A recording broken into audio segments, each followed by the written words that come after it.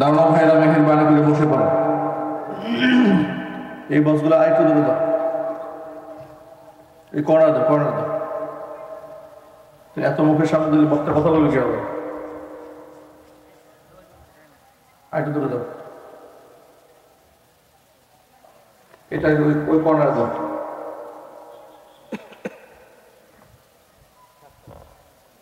হ্যাঁ দেখো ওই কর্নার দাও, কর্নার দাও।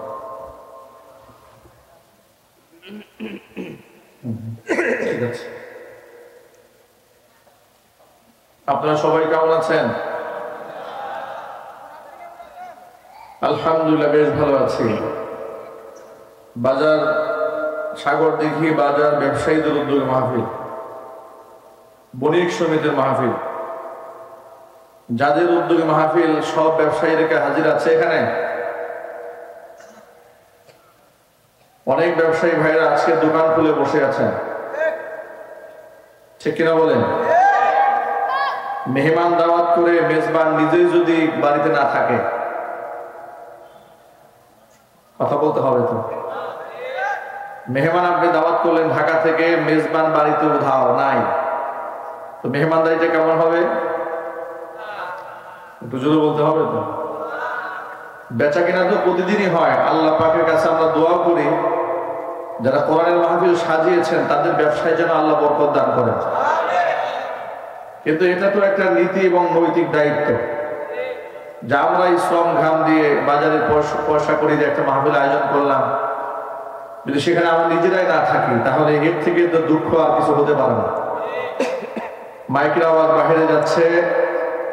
আমি ব্যবসায়ী ভাইদেরকে বিনীত অনুরোধ জানাচ্ছি যারা এখনো পর্যন্ত দোকান খুলে রেখেছেন, কোরআনে কারিমের সম্মানে দোকান বন্ধ করে ফেলে।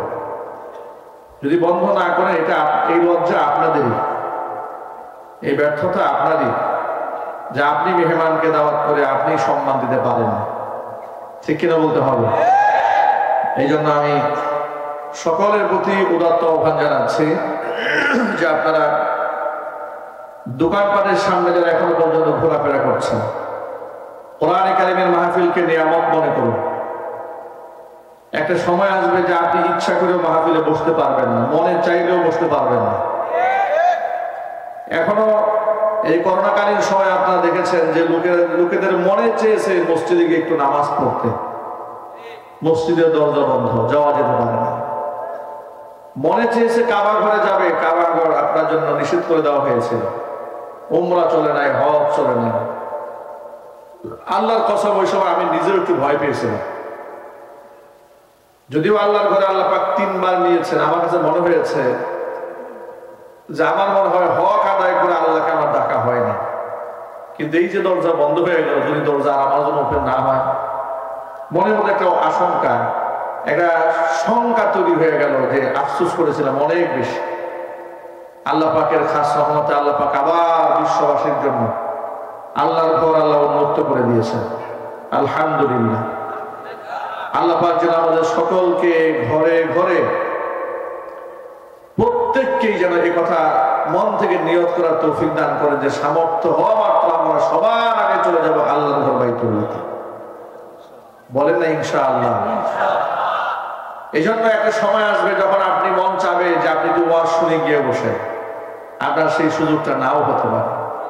আজকে এই সাগরদিঘি বাজার ব্যবসায়ীদের উদ্যোগ মাহফিল, যে সমস্ত ব্যবসায়ীরা কিংবা ক্রেতা সাধারণ দোকানপাটে এখনো পর্যন্ত ঘোরাফেরা করছেন, মেহেরবানি করে আপনারা প্যান্ডেলে সমবেত হন এবং উদ্যোগী কমিটি যারা সভাপতি, সেক্রেটারি, কোষাধ্যক্ষ, সদস্যবৃন্দ, এর সাথে সংশ্লিষ্ট ব্যক্তিবর্গ আপনারা সকলে স্টেজে আপনাদের আসন গ্রহণ করুন।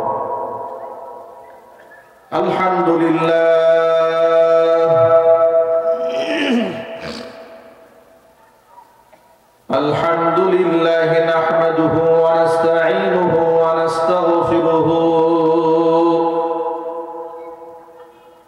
ওয়া নাউযু বিল্লাহি মিন শুরুরি আনফুসিনা ওয়া মিন সাইয়্যাতি আ'মালিনা মান ইয়াহদিহিল্লাহু ফালা মুদিল্লা লাহু ওয়া মান ইউদ্লিলহু ফালা হাদিয়া লাহু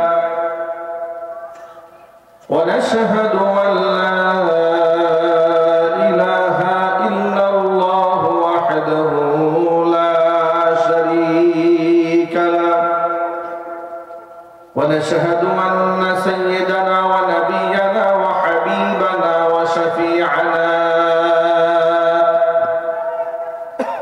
ومولانا محمدا عبده ورسوله الذي أرسله بالحق بشيرا ونذيرا وداعيا إلى الله بإذنه وسراجا منيرا أما بعد فأعوذ بالله من الشيطان الرجيم بسم الله الرحمن الرحيم ولا تقولن لشيء إني فاعل ذلك غدا إلا أن يشاء الله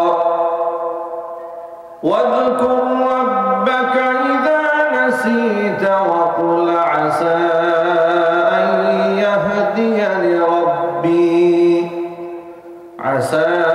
أن يهديني ربي لأقرب من هذا رشدا وقال تعالى في شان حبيبه ومحبوبه آمرا ومخبرا إن الله وملائكته يصلون على النبي يا أيها الذين آمنوا صلوا عليه وسلموا تسليما اللهم صل على محمد وعلى آل محمد كما صليت على إبراهيم وعلى آل إبراهيم إنك حميد مجيد اللهم بارك على محمد وعلى آل محمد كما باركت على إبراهيم وعلى آل إبراهيم إنك حميد مجيد জবান ছেড়ে দিয়ে মোহাব্বতের সাথে প্রাণ খুলে সকলে মিলে কিছুক্ষণ জিকির করেন লা ইলাহা ইল্লাল্লাহ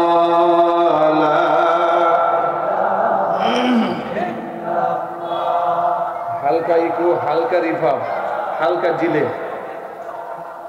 মোহাব্বতে লা ইলাহা ইল্লাল্লাহ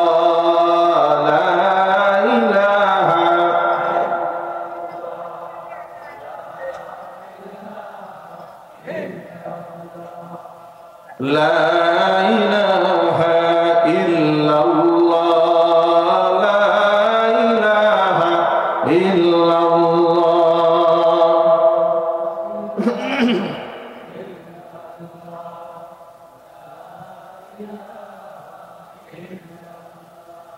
لا إله إلا الله محمد رسول الله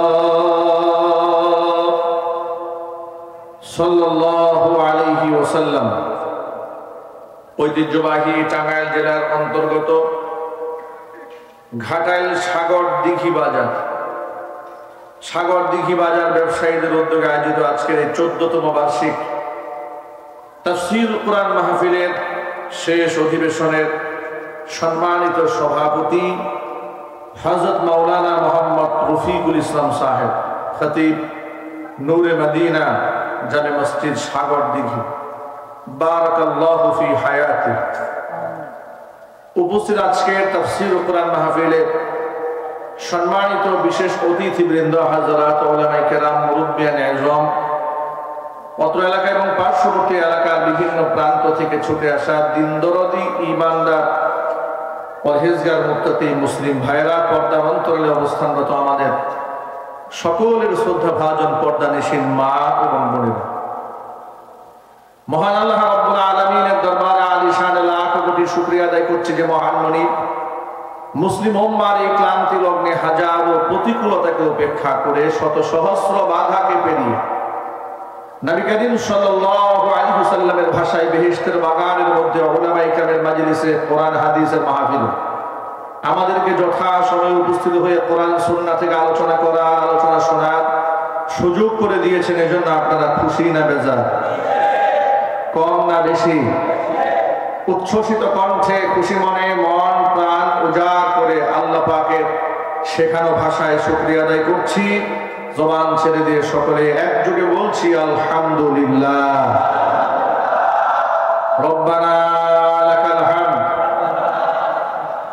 হামদান কাসীরা তাইয়িবান মুবারাকান ফীহি। রব্বানা লাকাল হামদু কামা ইয়ানবাগি লিজালালি ওয়াজহিকা ওয়া আযীমি সুলতানিকা। আল্লাহ রাব্বুল আলামিন আজকের তাফসীরুল কোরআন মাহফিলকে কবুল করুন। সাগর দিঘি বাজার ব্যবসায়ীদেরকে আল্লাহ তাআলা কবুল করে নিন। আসমান জমিনের সমস্ত বালা মুসিবত থেকে ব্যবসায়ীদেরকে এবং তাদের প্রতিষ্ঠানগুলোকে আল্লাহ তাআলা হেফাজত করুন। সুন্নাহ মোতাবেক ব্যবসা বাণিজ্য পরিচালনা তৌফিক আল্লাহ পাক তাদের নসিব করুন। নবী করিম সাল্লাল্লাহু আলাইহি ওয়াসাল্লাম বলেছেন, আত-তাজিরুস সাদুকুল আমিন মা'আন নাবিয়্যিন ওয়াস সিদ্দীকিন ওয়াস শুহাদা ওয়াস সালিহিন। সত্যবাদী এবং আমানতদার ব্যবসায়ীদের হাসর হবে নবীদের সাথে, শহীদদের সাথে, সিদ্দীকিনদের সাথে, সালিহিনদের সাথে। আল্লাহু আকবার বলেন। সত্য হচ্ছে তাকে সত্যবাদী হতে হবে, তাকে আমানতদার হতে হবে। কোরআনে কারিমের মাহফিল যারা আঞ্জাম দেন আমরা আশাবাদী নিশ্চয়ই তারা আমানতদার হবে। আল্লাহ পাক যেন আমার ভাইদেরকে শয়তানের ধোঁকায় পড়ে আমানতের খিয়ানত যেন না করেন, আল্লাহ পাক যেন নিরাপত্তার চাদরে তাদেরকে আবৃত করে রেখে আমানতদার ব্যবসায়ী হিসেবে কবুল করে না। সকলে একটু জোর আওয়াজে বলেন আমিন। প্রিয় বন্ধুগণ, এক বাক্যে জবাব দিয়ে বলুন তো, হেদায়েত দেওয়ার মালিক কে? পৃথিবীর কোন মানুষের হাতে হেদায়েতের মালিকানা আছে?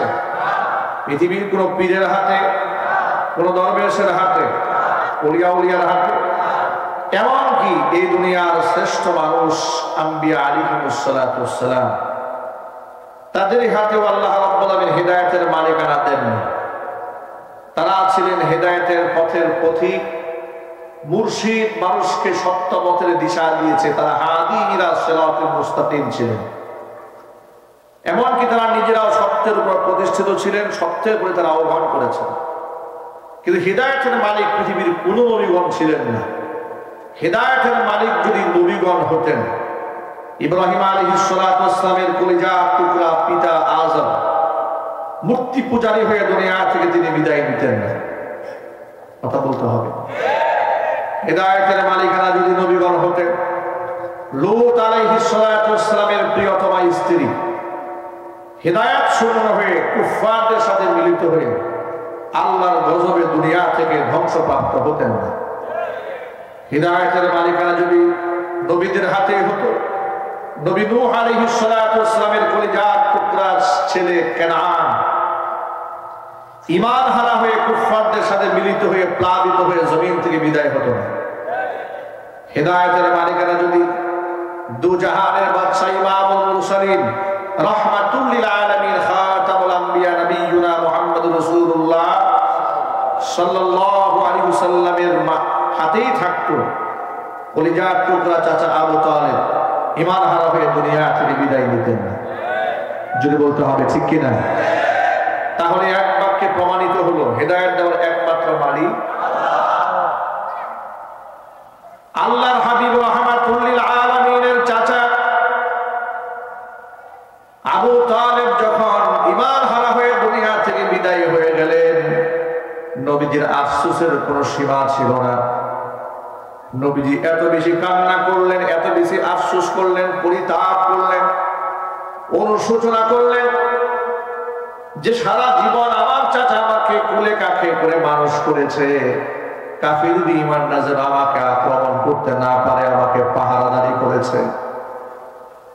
সন্তান তুল্য স্নেহ মায়া মোহাব্বত ভালোবাসা দিয়ে যে চাচা আমাকে বড় করেছেন, ওই চাচা আজকে ঈমান হারা হয়ে দুনিয়া থেকে বিদায় হয়ে গেল।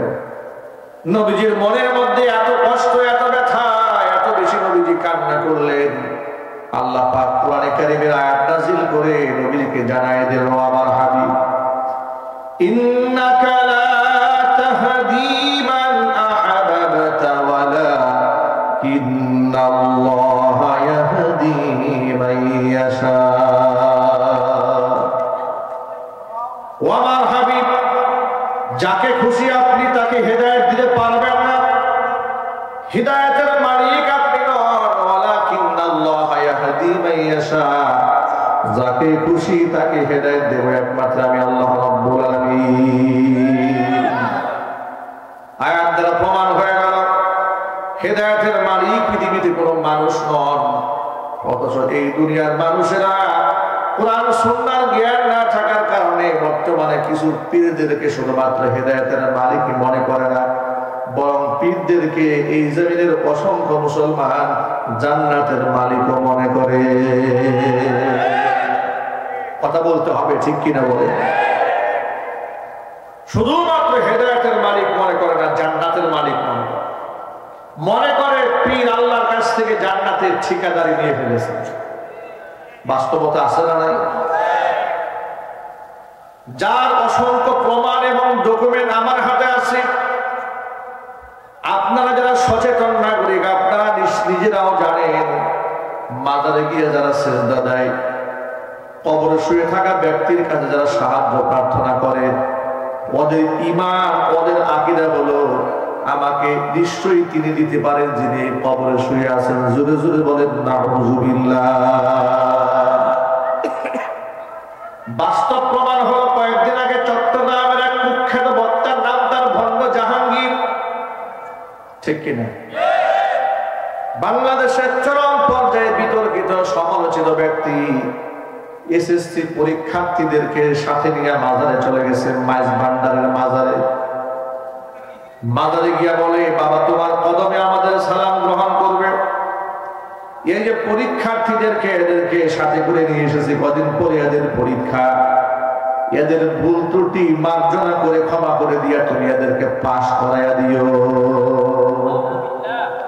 নাউজুবিল্লাহ কি বাড়ি গিয়ে বলবেন? এক বাক্যে আপনারা বলেন সে যে কথাটা বলেছে, আর্গুমেন্ট পেশ করেছে কবরে শুয়ে থাকা ব্যক্তির কাছে, হালাল না হারাম? আরো যদি বলেন। ওরা আবার দাবি করে নিজেদেরকে সুন্নি। আল্লাহর কসম, যে আলেম বিশ্বাস করে কবরে শুয়ে থাকা ব্যক্তি আমার তামান্না, কামনা, বাসনা, চাহিদা পূরণ করতে পারে, ও সুন্নি তো দূরের কথা, ও মুসলমান হতে পারে না। মুসলমান বিশ্বাস করে আমার একমাত্র সাহায্যকারী কে? ও তো নামাজের অর্থ বুঝে না। ও যে নামাজে দাঁড়িয়ে 5 ওয়াক্ত নামাজে আল্লাহর সামনে হাজিরা দিয়ে বলে, ইয়াকা না'বুদু ওয়া ইয়াকা নাস্তাঈন, একমাত্র তোমারই গোলামি করি, একমাত্র তোমারই দাসত্ব করি, আর তোমার কাছে সাহায্য প্রার্থনা করি। আল্লাহর সামনে গিয়ে ওয়াদা করলেন সাহায্য চাই আল্লাহ তোমার কাছে, আর মসজিদ থেকে বের হয়ে গিয়া কবরে গিয়া বললেন, বাবা আপনি চাহিদা পূরণ করে দিয়ে। জোরে জোরে বলেন নাউজুবিল্লাহ। এই বাংলাদেশে এমন কুখ্যাত পীরের মাজারও আছে, মসজিদের কেবলার দিকে ঘুরে জামাত হয়, কিন্তু কেবলামুখী ঘুরে মুনাজাত দেওয়া হয় না। এমন এক কুখ্যাত মাজার বাংলাদেশে আছে, মাজারের পাশে মসজিদ আছে, মসজিদে জামাত হয়েছে, নামাজও হয়েছে। নামাজ শেষ হওয়া মাত্র, সালাম ফিরানোর মাত্র সাথে সাথে সমস্ত মুসল্লিদের কিনে ইমাম সাহেব কিবলা থেকে মুখ ফিরাইয়া কবরের দিকে ঘুরাই ফেলেছে। জোরে জোরে বলেন নাউজুবিল্লাহ। ওদের বিশ্বাস হলো এতক্ষণ যাকে সেজদা দিয়েছি উনাকে ওনার সামনে সরাসরি কিছু চাওয়া যাবে না, চাইতে হবে বাবার কাছে। নাউজুবিল্লাহ জোরে বলেন। এই ঘটনা ঘটার পরে বাংলাদেশে আমি যেহেতু তাওহীদ শিরিক বেদাত এই ব্যাপারে আমি বেশি কথা বলি, ওদের কানে আওয়াজ যাওয়ার পরে ওরা প্রতিবাদ করে বলেছে, আমাদেরকে আমাদের এই ভাষার প্রতিবাদ করে বলেছে যে ওরা কেন সরাসরি আল্লাহর কাছে সাহায্য চায় না। এই ব্যাখ্যা ওরা করেছে। ওই ব্যাখ্যা করতে গিয়ে ভণ্ড মৌলবীরা বলেছে যে দেখেন, দুনিয়াতেও তো একটা আদালতে গেলে জজ সাহেব যখন বিচারকের আসনে বসে থাকেন তখন একজন অপরাধী সরাসরি জজের সাথে কথা বলতে পারেন না, মাঝখানে একজন উকিল থাকে। ওই মিডিয়া হয়ে যত কথা সব উকিলে বলে, আর অপরাধী উকিলের কাছে পেশ করে, উকিল জজের কাছে পেশ করে। সুতরাং দুনিয়াতে যেমন সরাসরি জজের কাছে কিছু বলা যায় না, অপরাধীরা চুপচাপ থাকে। এই জন্য আমরা এত বেশি গুনাহ করেছি, সরাসরি আল্লাহর কাছে বলতে আমাদের সাহস হয় না, এই জন্য পীর সাহেবের কাছে গিয়ে বলি। আচ্ছা, কত বোতল খাইলে এই ধরনের যুক্তি মাথায় আসে বলেন তো? একটু জোরে বলেন না, ঠিক কিনা বলেন? ডেট এক্সপায়ার গাঁজা সেবন না করলে কি এই ধরনের যুক্তি মাথায় আসে? নাম দিয়েছে সুন্নি বক্তা। এই কথাগুলো রেকর্ড হচ্ছে, অনলাইনে গোটা বিশ্বময় ছড়িয়ে পড়বে। আমার কথা মনে রাখবেন আপনারা, যারা এমন কুধারণা পোষণ করে রবের ব্যাপারে যে আমি এত বড় গুনাহগার, আমি রবকে ডাকতে আমার লজ্জা হয়, এই জন্য বাবার কাছে গিয়ে বলি আল্লাহর কসম ওর সাথে আর দুর্গা পূজারীর সাথে কোনো পার্থক্য নেই। কথা একটু চিৎকার দিয়ে বলতে হবে, ঠিক কিনা বলে? দুর্গা পূজারী আর দুর্গা পূজারী কোনো পার্থক্য নাই, একই সূত্রে গাথা। অথচ কোরআন মাজিদ আল্লাহ পাকের ওয়াদা আছে, আল্লাহ রাব্বুল আলামিন বলেন উজিবু দাওয়াতাদ দাঈ ইযা দাআন। যখনই কোনো প্রার্থনাকারী আমাকে ডাক দেয়, সাথে সাথে তার ডাকে আমি আল্লাহ পাক সাড়া দিয়ে দেই। বান্দাকে আল্লাহ পাক আশার বাণী শুনিয়েছেন, বান্দারে শোন, ওয়া নাহনু আকরাবু ইলাইহি মিন হাবলিল ওয়ারিদ। আমি তোর ঘাড়ের শাহরগের চাইতেও নিকটবর্তী। সুতরাং নবী করিম সাল্লাল্লাহু আলাইহি সাল্লাম তার কলিজার টুকরা ভাতুস পুত্র আব্দুল্লাহ ইবনে আব্বাস রাইসুল মুফাসসিরিন, তাকে দেখে হুজুর বলছেন, হাদিসটা বুখারীতে আছে, মুসলিম শরীফে আছে, ইয়া গোলাম, ও বৎস শোনো, ইদা সাআলতা ফাসআলিল্লাহ ওয়া ইদা ইসতাআনতা ফাসতাইন বিল্লাহ। যদি তোমার কিছু চাওয়ার প্রয়োজন হয় তো আল্লাহর কাছেই চাবে, যদি তোমার সাহায্য প্রার্থনা করার প্রয়োজন হয় তো আল্লাহর কাছে সাহায্য প্রার্থনা করবে। তার কারণ হলো তামাম পৃথিবীর সমস্ত মানুষ যদি তোমার অকল্যাণ চায় আর আল্লাহ যদি কল্যাণ চায়, দুনিয়ার সকল মানুষ মিলেও তোমার অকল্যাণ সাধন করতে পারবে না। আর আল্লাহ পাক যদি তোমার অকল্যাণ চান, আল্লাহ পাক যদি তোমার ক্ষতি চান, পৃথিবীর সমস্ত মানুষ মিলেও যদি তোমার কল্যাণ চায়, তাহলে আল্লাহ রাব্বুল আলামিনের মোকাবেলায় বিশ্বের সমস্ত মানুষ মিলেও তোমার কল্যাণ সাধন করতে পারবে না। কারণ এক বাক্যে আপনারা সকলে জবাব দেয়া বলেন, কল্যাণ দেওয়ার একমাত্র মালিক কে? প্রসঙ্গ করে ছোট্ট একটা কথা বলি, মনে রাখবেন, মৃত্যু পর্যন্ত আল্লাহ যেন কবুল করেন, মনে রাখার জন্য আমি, যেহেতু আমাদের ঈমান এবং আকীদা এটা ভালো মন্দ, মঙ্গল অমঙ্গল সব আল্লাহর পক্ষ থেকে হয়। ওয়াল কাদরি খাইরিহি তাআলা, ভালো এবং মন্দের তাকদীরের ফয়সালা কার পক্ষ থেকে হয়? ভালো মন্দের ফয়সালাটা কার পক্ষ থেকে আসে? আল্লাহর পক্ষ থেকে আসে। সুতরাং কয়েকদিন পরে আসবে বাংলাদেশে পহেলা বৈশাখ। এই বর্ষবরণ উপলক্ষে দেখুন, বর্ষবরণে একটা বছর শেষ হলে আরেকটা বছর সূচনা হল। আমাদের উচিত মহান রবের কাছে বিগত জীবনের বিগত বছরের ত্রুটির জন্য ক্ষমা প্রার্থনা করা, সামনের বছরের দিনগুলোতে যেন আমরা সুন্দর মতো আল্লাহর আনুগত্যে জীবন কাটাতে পারি, সেজন্য আল্লাহর কাছে সাহায্য প্রার্থনা করা। কথা একটু জোরে বলতে হবে, ঠিক কিনা? আপনি সেটা না করে আপনি সরাসরি চলে গেলেন রমনা বটমূলে, টেলিভিশন থেকে আপনাকে দাওয়াত দেওয়া হলো, মিডিয়া থেকে গান শোনানো হলো, এসো বৈশাখ এসো এসো। আপনি কি করলেন? নিজের বউ বাচ্চা নিয়ে শাড়ি একটা পরে বাচ্চার মাকে পরিয়ে দিয়েছেন শাড়ি, মাথার মধ্যে গাঁদা ফুল লাগিয়ে দিয়েছেন। এরপরে নিজের স্ত্রীকে নিয়ে বাচ্চাকে নিয়ে সোজা রমনা বটমূলে চলে গেলেন। বটমূলে যাওয়ার পরে সেখানে পান্তা ইলিশ খাবার ধুম পড়েছে। মেয়েদের হাতে 500 টাকা প্লেট পান্তা ভাত বিক্রি হচ্ছে ঢাকা শহরে। সত্য না অসত্য? আওয়াজ নেই। এগুলো কি মিথ্যা কথা না সত্য কথা? শুধু কি চায় চারুকলা একাডেমি থেকে শাহবাগ থেকে শুরু হয়ে গেল আপনার মঙ্গল শোভাযাত্রা। এমন মঙ্গল শোভাযাত্রার সামনে লেখা আছে যাত্রা করলে মঙ্গল আসবে দেশে। এরপরে কি নিয়ে মিছিল হলো? হুতুম পেঁচা, মূর্তির ছবি, এরপরে বানরের ছবি, বাঘের ছবি, ভাল্লুকের ছবি, এই মুখোশগুলা মুখের মধ্যে দিয়া তারা রাস্তাঘাটে মিছিল করছে আর বলছে এটা হচ্ছে বাঙালি সংস্কৃতি। চিৎকার দিয়া কর নাউজুবিল্লাহ, আরো জোরে কর নাউজুবিল্লাহ। একটা মূলনীতি আপনাদের সকলকে মনে রাখতে হবে, বাঙালি দুই শ্রেণী আছে, একটা হচ্ছে মুসলিম বাঙালি, আর এক শ্রেণী হচ্ছে মুশরিক বাঙালি। এক হচ্ছে ইমানদার বাংলাদেশি, আরেক হচ্ছে বেঈমান বাংলাদেশি। এক হচ্ছে মসজিদে নামাজ পড়া মুসল্লি বাংলাদেশি, আরেক হচ্ছে ঘুষখোর বাংলাদেশি, বেনামাজি সুদখোর জিনাকার লম্পট বাংলাদেশি। নামাজি আর বেনামাজি, কাফের মুশরিক আর ইমানদারের কালচার কি এক কালচার হবে? একটু জোরে আওয়াজে বলতে হবে, এক কালচার হবে? কোনদিন হবে না। একটু গভীর মনোযোগ দিয়ে শুনতে হবে কথাটা। ইসলাম কমপ্লিট কোড অফ লাইফ। ইসলাম আমাকে পরিপূর্ণ একটা জীবন ব্যবস্থা উপহার দিয়েছে। আমার জীবনে এমন কোন দিক নাই যেখানে ইসলামের দিক নির্দেশনা নাই। সুবহানাল্লাহ। সব ব্যাপারে ইসলামের দিক নির্দেশনা আছে। আমার জীবন থেকে শুরু করে, আমার জন্ম থেকে শুরু করে মৃত্যু পর্যন্ত এখনো কোনো পদক্ষেপ নাই যেখানে দিক নির্দেশনা দেওয়া নাই। এই যে বাজারে যারা ব্যবসা করে তাদের জন্য শরীয়তের নীতিমালা আছে না নাই? একটু জোরে বলে।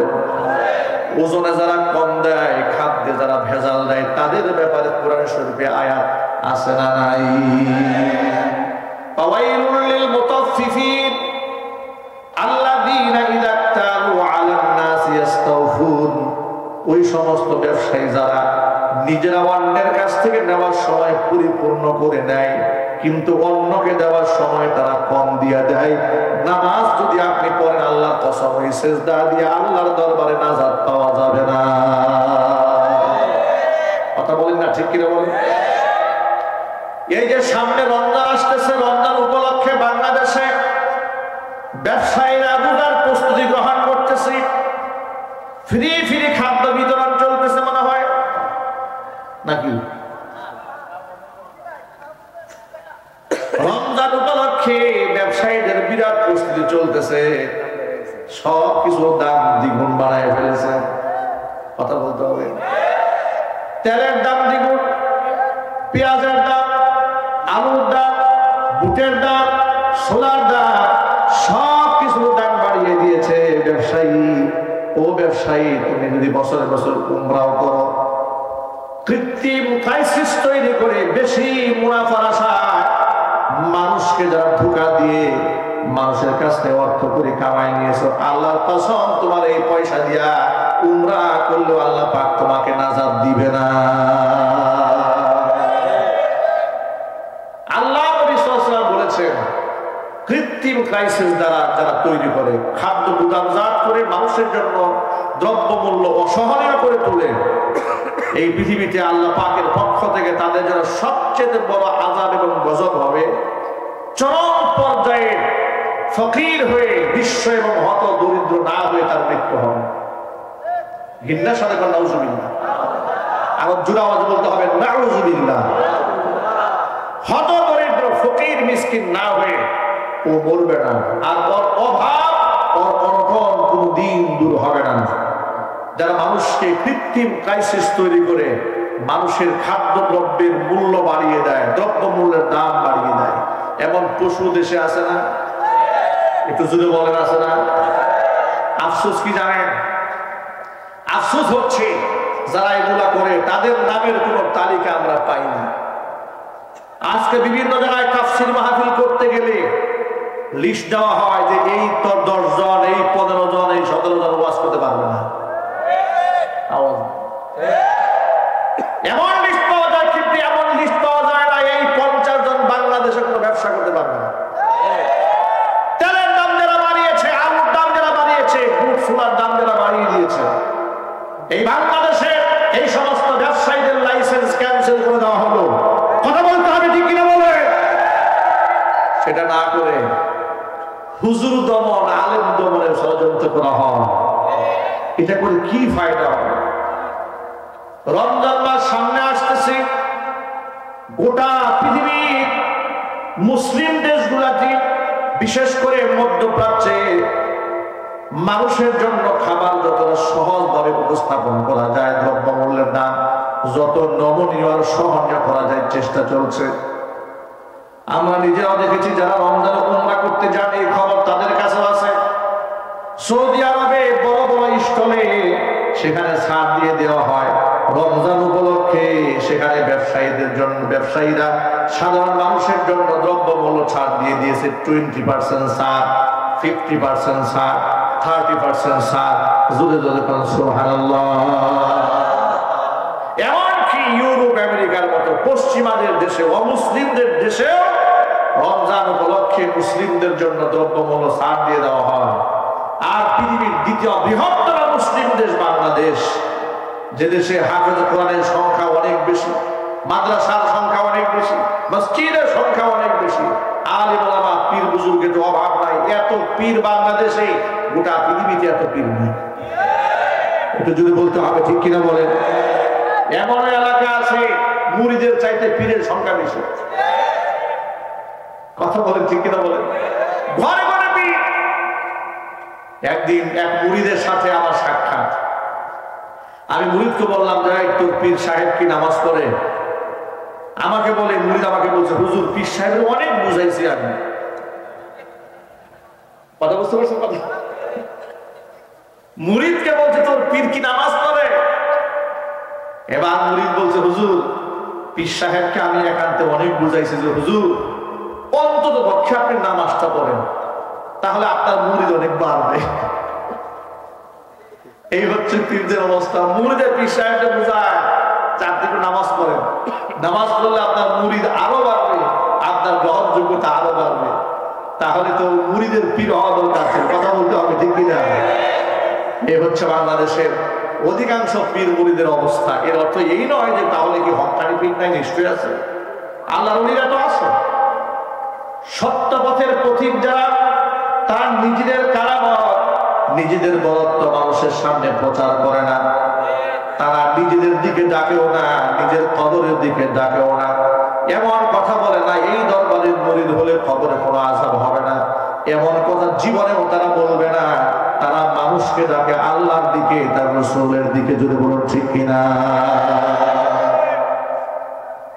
আমার যুবক ভাইরা, পর্দার অন্তরের মা এবং বোনেরা, রমজান উপলক্ষে পৃথিবীর অন্যান্য দেশে যেখানে মানুষের জন্য দ্রব্যমূল্য সহনীয় করে দেওয়া হচ্ছে, কেন মুসলমানের দেশের ব্যবসায়ীরা এমন কাজগুলা করে?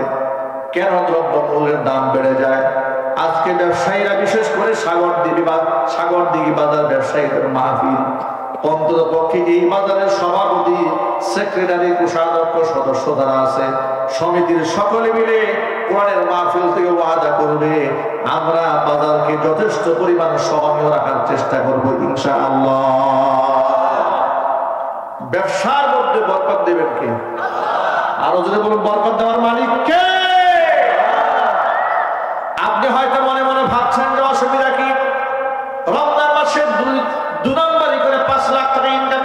বিরাট বড় লোক হয়ে গেছি। কুরবানি ঈদ যেতে না যেতে কলিজার মধ্যে এমন পছন্দ ধরবে, চিকিৎসা করতে টাকা লাগবে 10 লাখ, ঠিক কিনা বলে? আপনি এত সহজে পার পেয়ে যাবেন, ভাবলেন কি করে? ভাবলেন কি করে? বড় লোকদের খবর নিয়ে দেখেন ওরা কতটা সুখে আছে। আমি মুন্সিগঞ্জের এক ভদ্রলোকের খবর জানি, মাসে তার একটা ইনজেকশন দিতে হয় শরীরে, তার এক একটা ইনজেকশনের দাম 10 লক্ষ টাকা। আপনি কয় টাকার মালিক হবেন আর আপনি মনে করছেন টাকা দিয়ে আপনি সুখ কিনে নেবেন? আল্লাহর কসম, টাকা দিয়ে পৃথিবীতে সুখ কেনা সম্ভব নয়। সুখ দেওয়ার মালিককে, আরো জোরে বলতে হবে মালিককে। গাজীপুরের এক বড় লোক ব্যবসায়ী আজ থেকে প্রায় 1 যুগ আগে প্রাসাদ সম অট্টালিকা বানিয়েছে, মার্বেল পাথর দিয়ে বাড়ি সাজিয়েছে। অসংখ্য লোকেরা তার বাড়িঘর দেখতে গেছে। আমার বাড়ির পাশে আমিও দেখতে গিয়েছিলাম। ওই সময় তার লাইফ স্টাইল, তার বেশভূষা, তার জীবনযাপন দেখে অনেক লোকেরা বলেছে তার মতো সুখী গাজীপুরে আর কেউ নাই। ঘটনাক্রমে মাত্র কয়েক বছর যেতে না যেতেই শুনতে পেলাম ওই যে লোকটাকে এলাকার মানুষেরা সবচেয়ে সুখী মনে করেছে, ওই লোকটা বইয়ের ওড়না ফ্যানের সাথে পেঁচিয়ে, গলার মধ্যে ওড়না পেঁচিয়ে আত্মহত্যা করার চেষ্টা করেছে। পুরা মানুষ হতবাক হয়ে গেছে। এত সুখী মানুষ কেমনে আত্মহত্যা করতে চায়? খোঁজ খবর নিয়ে জানতে পারলাম এই বড় লোকের বউ তার গাড়ির ড্রাইভারের সাথে প্রেম করে পালাই গেছে। এই দুঃখে সে গলার মধ্যে ফাঁস লাগিয়েছে। এখন আপনারা বলবেন, মনে মনে ভাববেন, কেন বড় লোকের বউ ড্রাইভারের সাথে গেল কেন? ও তথ্য নিয়ে দেখি এই লোক নিজের বাড়ির ছাদের মধ্যে মদের বার বানিয়েছে। সারাদিন নেশা, গাঁজা, ইয়াবা, হেরোইন, ফেন্সিডিলের বোতল নিয়ে পড়ে থাকে। একটা নারী যদি তার স্বামীকে দেখে, তার স্বামী ইয়াবা, ফেন্সিডিল, গাঁজা, আফিম, হেরোইন নিয়ে পড়ে থাকে, ওকে যদি স্বর্ণ দিয়েও মুড়ে বাড়ি বানায় দেন, এই নারীর সংসারে সুখ আছে? একটু জোরাবাজি বলতে হবে, সুখ আছে? যার দরুন সে সুখের সংসারে লাথি মেরে ড্রাইভারের সাথে পালিয়ে যেতে বাধ্য হয়েছে। আমি এটাকে অ্যাকসেপ্ট করি নাই যে তাহলে পালিয়ে যাওয়া বৈধ কিনা। নাউযুবিল্লাহি মিন যালিক। বাস্তবতাকে বোঝাবার চেষ্টা করেছে আপনাদের সামনে যে বাহ্য দৃষ্টিতে আপনাকে সুখের মালিক মনে হলেও আপনারা যাদেরকে আপনাদেরকে সুখী মনে করি ওদের পাশে একটু বসে দেখেন, এর অসুখের কাহিনী শুনলে আপনি মনে করবেন আমার সেরা কাটাই ভালো। বাইতুল মোকাররমের পেশ ইমাম ছিলেন মাওলানা রফিকুল ইসলাম, দুনিয়া থেকে চলে গেছেন। আল্লাহ পাক তাকে জান্নাত দান করেন। তার একটা ঘটনা আছে, তিনি বলেছেন তার ছাত্রদেরকে ক্লাসে বলেছেন যে জুয়েলারি দোকান বাইতুল মোকাররম তো অনেক বড় বড় স্বর্ণের দোকান। তো তিনি তখন ঢাকা যাত্রাবাড়ি মাদ্রাসায় পড়ান। তো তিনি মনে মনে ভেবেছেন যে কত বড় বড় শিল্পপতিরা এখানে আছে, তো তাদের কাছ থেকে কিছু যাকাতের টাকা নিয়ে মাদ্রাসার ছাত্রদের, এতিম অসহায়দেরকে আমরা দেব। রমজান যখন আসছে তখন দেখেন একটা স্বর্ণ ব্যবসায়ী প্রায় সময় দামি ল্যান্ড ক্রুজার গাড়ি নিয়ে মসজিদে আসে, এসে নামাজ টামাজ পড়ে মসজিদের ফ্লোরে শুয়ে থাকে। তো ইমাম সাহেব মনে মনে ভেবেছে যে একদিন তার পাশে গিয়ে বসবো, আমার এতিম অসহায় দুস্থ দরিদ্র ছাত্রদের দুঃখ ক্লিষ্টের কথা তাকে আমি শেয়ার করবো। নিশ্চয়ই সে যাকাতের বিরাট একটা অ্যামাউন্ট মাদ্রাসায় দান করবে। পরবর্তীতে তিনি তার পাশে একদিন একান্তে বসেছেন, জিজ্ঞেস করছেন ভাই কি অবস্থা, কেমন আছে? তিনি বলেন হুজুর আর বলবেন না, দুনিয়া আর ভালো লাগে না, একেবারে শেষ হয়ে গেছে। এই জন্য মসজিদের ফ্লোরে সিধুয়ে শুয়ে থাকে। কেন, কি হয়েছে?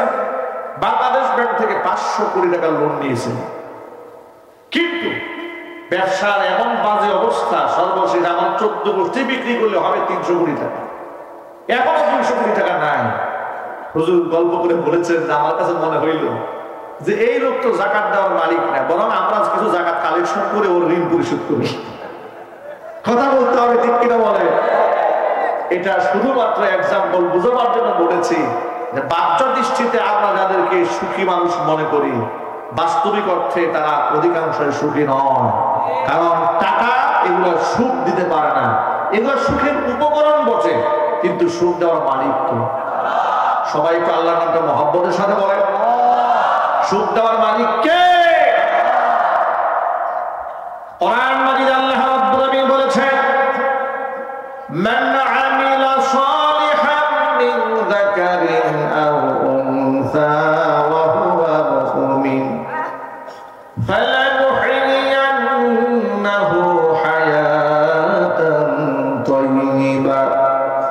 وَلَنَجْزِيَنَّهُمْ أَجْرَهُمْ بِأَحْسَنِ مَا كَانُوا يَعْمَلُونَ।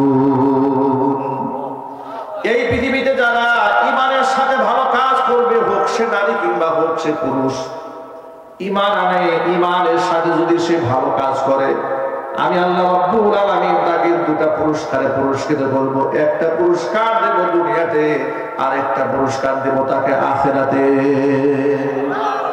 দুনিয়ার জমিনের পুরস্কার হলো ফালানুহিয়ান্নাহু হায়াতান তাইয়্যিবা, আমি ওই বান্দাকে একটা স্বাচ্ছন্দ্যপূর্ণ উত্তম জিন্দেগি উপহার দেব। যদি কোন আল্লাহু আকবার। এর মানে হলো উত্তম জিন্দেগি কাকে বলে? পেটের মধ্যে খাবার না থাকলেও বান্দা বলবে আলহামদুলিল্লাহ। যদি ঘরের মধ্যে ফ্যান নাও থাকে, মুখের ভাষা থাকবে আলহামদুলিল্লাহ। মনের মধ্যে ওই অশান্তি থাকবে না হারামখোরের মনের মধ্যে যেমন অশান্তি বিরাজ করে। দেখবেন রমজান মাসে অসংখ্য লোকেরা রোজা রেখে ইফতার নিয়ে সামনে বসে, আবার অনেক বেরোজাদার যারা ওরাও ইফতার নিয়ে সামনে বসে। যারা রোজা রেখে ইফতার নিয়ে বসেছে, ইফতার সামনে নেওয়ার পরে রোজাদারের মনের যে আনন্দ, আর যে রোজা রাখে নাই ওর আনন্দ কোনোদিন এক হবে না। বরং ইফতার সামনে নিয়ে বসার পরে নিজের কাছে নিজেকে সবচাইতে বড় চোর মনে হবে। কথা বলতে হবে, ঠিক কিনা? এই জন্য আল্লাহ নবী রাহমাতুল লিল আলামিন বলেছেন ওয়ালিস-সাইমি ফারহাতান, রোজাদার বান্দা বান্দির জন্য দুইটা আনন্দ আছে। একটা আনন্দ হচ্ছে ফারহাতুন ইনদা ফিতরিহি ওয়া ফারহাতুন ইনদা লিকাই রাব্বিহি। প্রথম আনন্দ হচ্ছে সারাদিন রোজা রাখার পরে ইফতার নিয়ে বান্দা যখন সামনে বসে, তার মনের মধ্যে আল্লাহ পাক এমন একটা আনন্দ দেন, তামাম পৃথিবীর মালিক হয়ে গেল বেরোজাদার ওই আনন্দ অন্তরে উপভোগ করতে পারে না। রোজাদারের প্রথম আনন্দ হচ্ছে ইফতারের সময়। ওয়া ফারহাতুন ইনদা লিকাই রাব্বিহি, সবচেয়ে বড় আনন্দ হবে সেদিন যেদিন বান্দা তার রবের সাথে সাক্ষাৎ করবে। আল্লাহর সামনে বান্দা যখন চলে যাবি, রোজাদার বান্দাদেরকে ডেকে ডেকে আল্লাহ পাক বলবে, রোজাদার বান্দারা আমার সামনে আয়। তামাম পৃথিবীর সমস্ত আমলের বিনিময়ে ফেরেশতাদেরকে দিয়ে তোদের হাতে তুলে দিয়েছি। রোজার বিনিময়ে আমি ফেরেশতার মাধ্যমে তুলে দেব না। আমার বান্দারা আমার খুশির জন্য রোজা রেখেছে, ওই রোজাদার বান্দাদের বিনিময়ে আমি আমার বান্দাদেরকে নিজ হাতে সরাসরি প্রদান করব।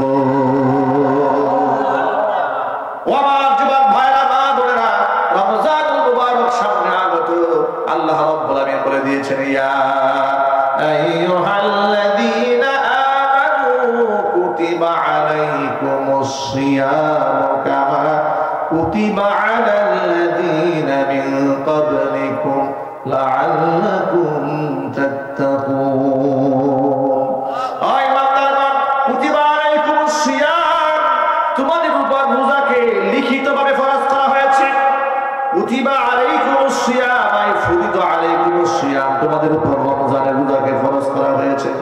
কামা কুতিবা আলাল্লাযীনা মিন ক্বাবলিকুম, এভাবে শুধু রোজা তোমাদের উপর নতুন ফরজ করা হয় নাই, তোমাদের পূর্ববর্তী যারা এই পৃথিবীতে এসেছিল, যাদের উপর আমি কিতাব নাযিল করেছিলাম, তাদের উপরে রোজাকে ফরজ করে দিয়েছিলাম।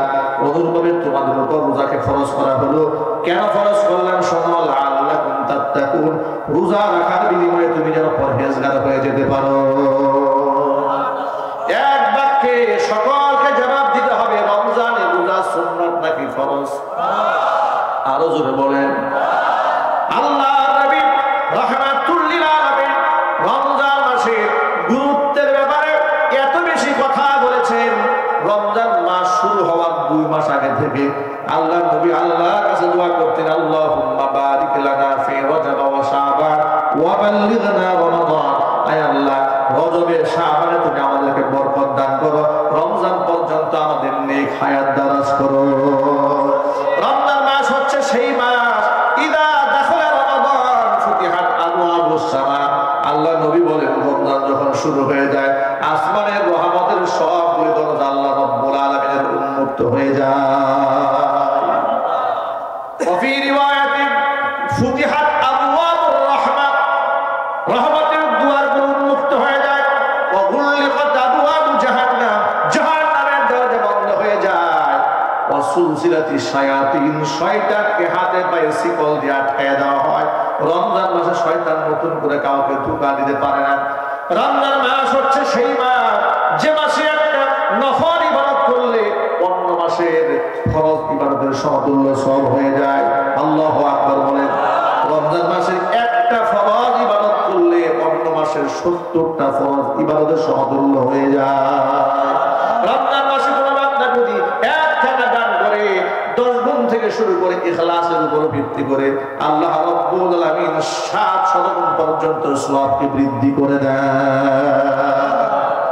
সেই রমজান মাস সামনে আমাদের আগত, ওই রমজানের একটা রোজাও যেন ছুটে না যায়। নবী করিম সাল্লাল্লাহু আলাইহি সাল্লাম রমজানের দুনিয়াবি ফায়দাও বয়ান করেছেন।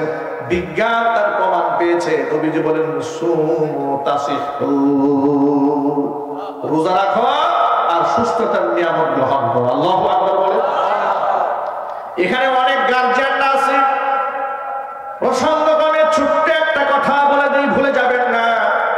অনেক বাবা মা আছে আদর করে সোহাগ করে রমজান মাসের ছেলে মেয়েকে সাহারির সময় ডাক দেয় না, আছে না নাই?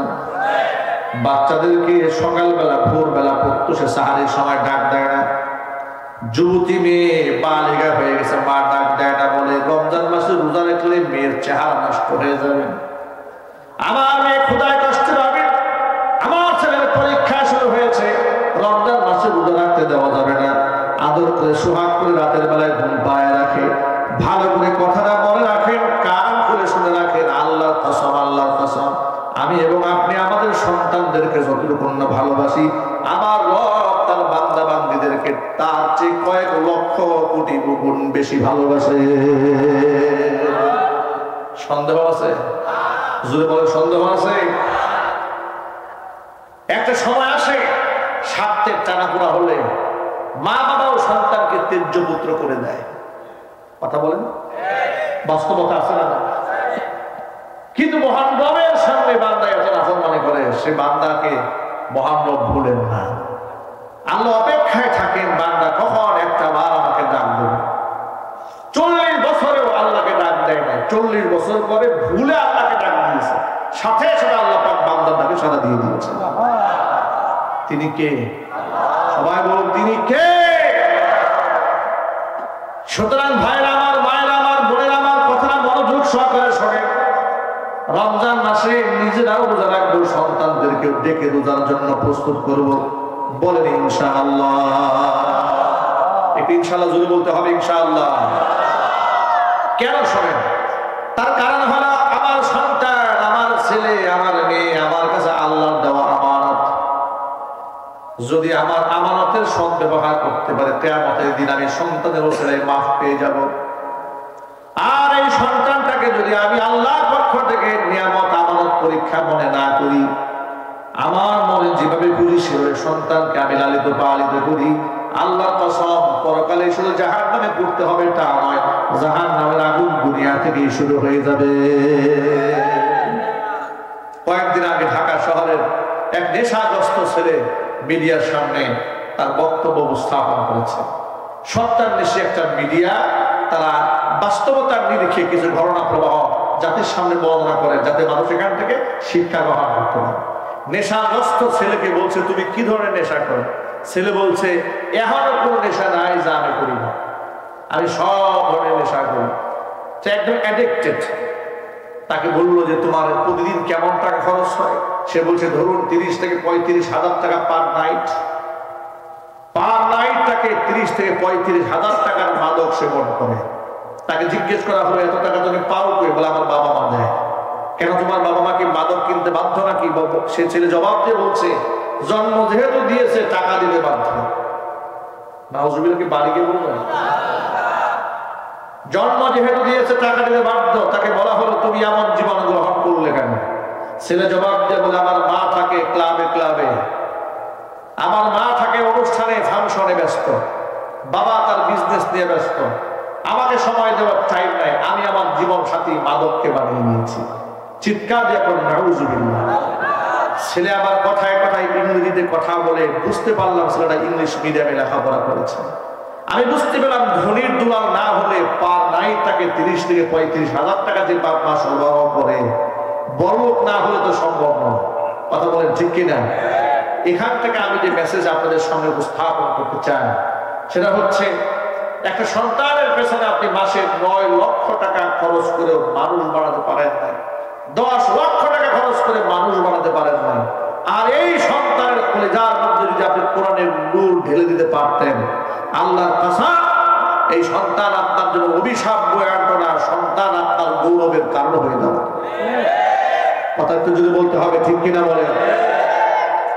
আপনাদের সামনে একটা ছোট্ট এবং বাস্তবতা নিয়ে উপমা দিচ্ছি। গতকালকে বাংলাদেশের প্রথম সারির এক নেতা বলেছে যে যত্রতত্র মাদ্রাসা হওয়ার কারণে নাকি স্কুলের প্রতি ছাত্রদের ঝোঁক কমে গেছে। বলে নাই? এটা আওয়াজ দিয়ে বলে নাই? শুধু কি তাই, তারা বলেছে নিবন্ধিত মাদ্রাসা ছাড়া অনিবন্ধিত কোনো মাদ্রাসা যেখানে সেখানে হতে দেবে না। দেখেন, জ্বলনি শুরু হয়ে গেছে, পুরা শুরু হয়ে গেছে। ওরা বললো যত্রতত্র মাদ্রাসা হওয়ার কারণে নাকি স্কুলে ছাত্র সংখ্যা কমছে। আমি তাকে বলবো এভাবে বক্তব্যটা না দিয়ে একটু আপনার ভাবুন, বিচার বিশ্লেষণ করুন, কেন লোকেরা স্কুল থেকে মাদ্রাসার দিকে ঝুঁকে যাচ্ছে। আপনারা আগে চিন্তা করেন, যখন এদেশের সচেতন গার্জিয়ানরা দেখেছে যে সন্তানকে স্কুলে দিয়েছি লয়ার, ব্যারিস্টার, প্রফেসর, ধার্মিক, ইমানদার, ডাক্তার, ইঞ্জিনিয়ার বানাবার জন্য, তারা সেখানে গিয়ে শিক্ষার নামে কুশিক্ষা গ্রহণ করে নাস্তিক হয়ে যাচ্ছে, বেঈমান হয়ে যাচ্ছে। মাদারীপুরে ক্লাস 10 ছাত্রদেরকে শিক্ষক শিক্ষা সফরে নিয়ে গেছে। শিক্ষা সফরে কোনো গার্জিয়ানকে নেওয়া হয় না, যুবক যুবতী তাদেরকে নিয়ে গেছে। এরপরে বাসের মধ্যে শিক্ষক নিজে ছাত্র ছাত্রী হাতে মদ ঢেলে দিয়েছে। এই দৃশ্য যখন দেশের সচেতন গার্জিয়ানরা দেখেছে, তখন গার্জিয়ানরা সিদ্ধান্ত গ্রহণ করেছে এই প্রতিষ্ঠানে দিলে তো সন্তান অমানুষ হয়ে যাচ্ছে, এই জন্য মানুষ বানাবার জন্য সন্তানদেরকে গার্জিয়ানরা মাদ্রাসায় দিচ্ছে। কথা বলতে হবে, ঠিক কিনা বলেন? আরেকটা কারণ আছে, যখন এদেশের গার্জিয়ানরা দেখলো গোটা পৃথিবীর কম্পিটিশন চলছে সফটওয়্যার কিভাবে আবিষ্কার করা যায়, গোটা পৃথিবীর বিজ্ঞানীরা তারা চেষ্টা চালাচ্ছে মঙ্গলে যাবে, আর বাংলাদেশের বিজ্ঞানীরা চেষ্টা করছে আলু ভর্তা কেমনে বানানো যায়। যদি বলতে হবে তো ঠিক কিনা বলে? তখনই এই দেশের মানুষ এই শিক্ষা কারিকুলাম থেকে মুখ ফিরিয়ে নিয়েছে। যখন এদেশের মুসলিম নাগরিকরা দেখলো বাচ্চাদেরকে বইয়ের পাতায় শেখানো হচ্ছে মানুষের পূর্বপুরুষ হচ্ছে বানর, তখনই এদেশের মুসলমানরা এই শিক্ষা সিলেবাস থেকে মুখ ফিরিয়ে নিয়েছে। 2024 সালে এসে যখন দেখলো বইয়ের পুস্তকে দেওয়া হয়েছে নারী থেকে পুরুষ, পুরুষ থেকে নারী হয়ে যাওয়া কোনো ব্যাপার